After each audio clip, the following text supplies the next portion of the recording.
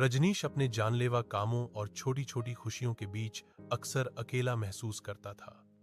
उसकी एक ही सच्ची साथी थी, एक सफेद भूरी धारीदार बिल्ली जिसका नाम उसने चित्री रखा था।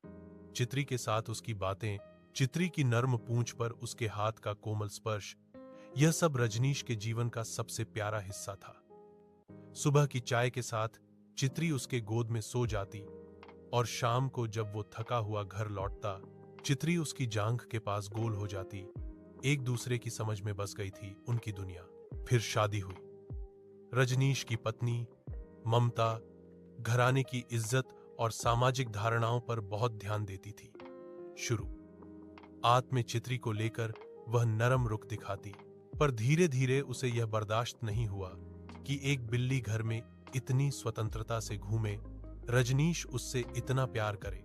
और कभी कभी बगल में सोते सोते रजनीश चित्री की बातों में खो जाए। रिश्तेदारों की नजरों, पड़ोसियों की बातें और ममता की गंभीरी इच्छा सब मिलकर एक दिन ऐसा माहौल बना दिया कि ममता ने रजनीश से कहा, या तो वह बिल्ली चली जाए या तुम्हें घर छोड़ना होगा। रजनीश के पैरों तले जमीन खिसक गई। उसने चित्री को घर पर छोड़ने की कोशिश की, पर पड़ोसियों की शिकायतें बढ़ती ही जा रही थीं। ममता की ठंडी सख्ती और परिवार की शान की बातों ने आखिरकार उसे एक कठोर फैसला लेने पर मजबूर कर दिया।